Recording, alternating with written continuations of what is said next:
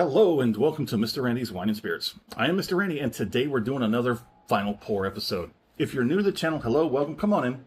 All my returning viewers, you know it's a sad day indeed, huh? We're doing a final pour episode of quite literally the best whiskey Scotch that I've had on the channel. So, just give me a moment. Today's final pour episode is going to be of the Aberlour Casg Annamh, coming in at 48% alcohol by volume, triple cask matured in American and sherry oak casks, non-chill filtered. Getting seriously snobbish about that right there. Non-chill filtered makes all the difference. So why do you non-chill filter, Mr. Randy? I'm glad you asked. Because it preserves a lot of the oils and flavors in the spirit, in the whiskey. When you chill filter it, you're changing molecular structures, you're breaking cohesions, and that will cause degradation clear across the board. It's just like when you freeze something, it expands, and then you heat it back up, and you do that rapidly, you're tearing at the molecular bondings. There's not really much to see on the back side here, except for getting information about where it's come from, how it got into the States. Speyside, New York, New York. Let's go ahead and get this cork pop. Boop. Nice, organic, nondescript, but it'll be a keeper.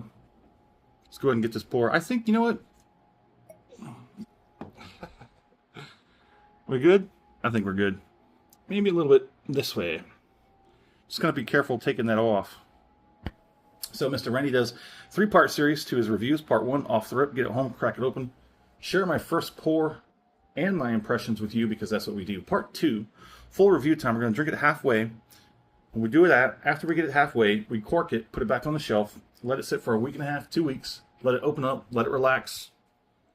While it does that, I go online, I find out as much as I can. Most of the time, come back with next to nothing, but we talk about it. I score it, continue to drink it, because part 3, final pour episode, where we are here today, thusly named the final pour. We take the final pour, compare it to the first pour off the rip, and everything in between. I think she's done.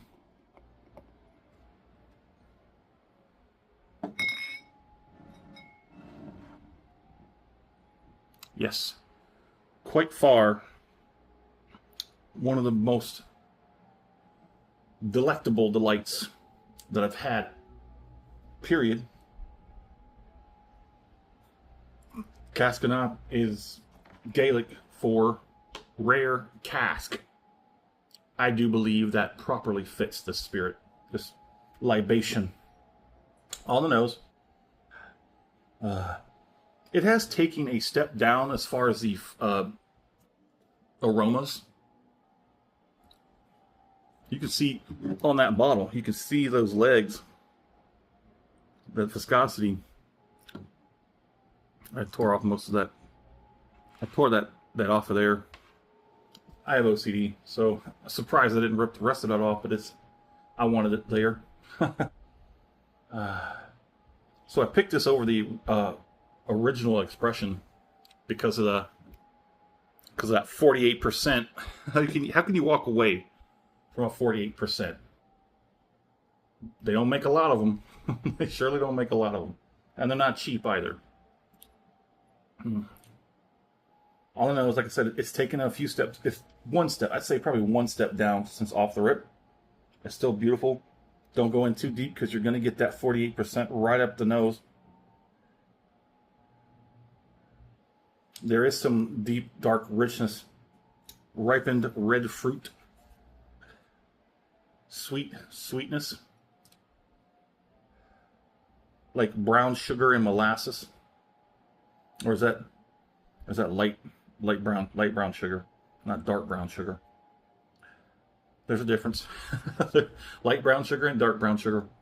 There is a noticeable difference. Let's go ahead and get on the palate.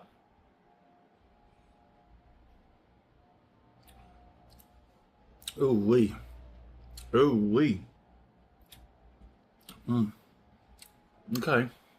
Okay.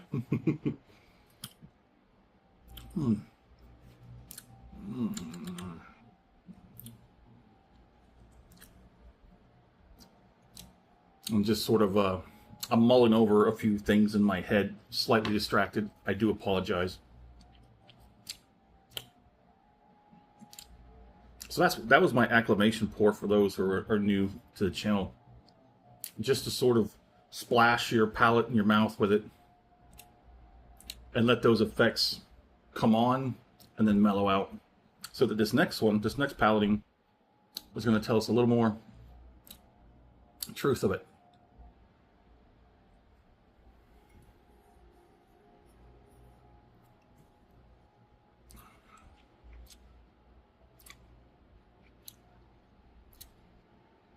See, it's still got good viscosity in the glass.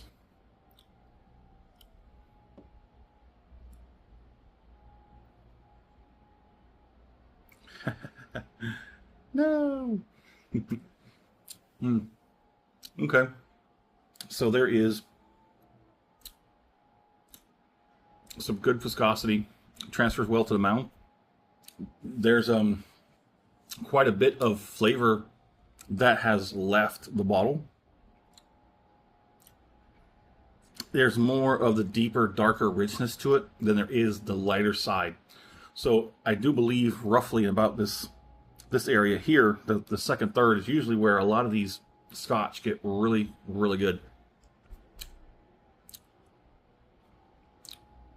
There's a sort of balance of light and dark with this one, and I would say it's prominently dark over the light, roughly about, I want to say like 70-30, maybe an 80-20 split, which is a nice balance. If you liked the video, go and hit that thumbs up button. If you haven't subscribed to the channel as of yet, go ahead and do so while you're there. That way all these great quality content comes to you as soon as I release them. Algorithms are wonky, especially YouTube lately. There's a slight dryness, I think. Let's go ahead and get this final pour. Let's do this finish of this final pour.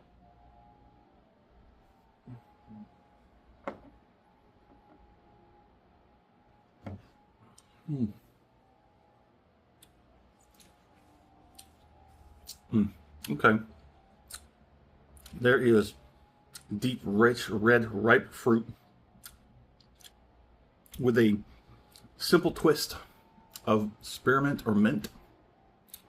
I don't believe that's something intentional. I think that might be just my palate as of lately. There's a few bottles that have given me just a slightest twinge of like mint or spearmint. I think the other one was that Irish I had, the Whistler Marsala cask finish.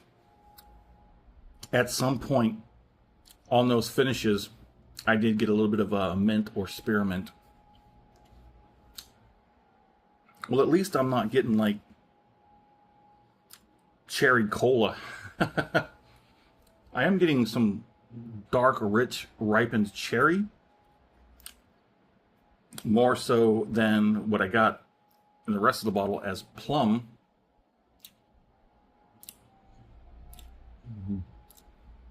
This is more of a dark side than a light side. So when I say that, I mean dark side would be like this deep, rich, red, ripe fruit, like dark cherries and plums and stuff like that. When I say light, I talk about orchard fruits. Sometimes you get apricot, green apple, you know, those type of things. And this one was, like I said, predominantly dark. Man, I just don't want to say goodbye to this one, but it's over. What does they say? It's all over but the crying. I'm not going to cry. I'm not going to cry. I'm not going to cry. I guess that's it. Man, I love this bottle.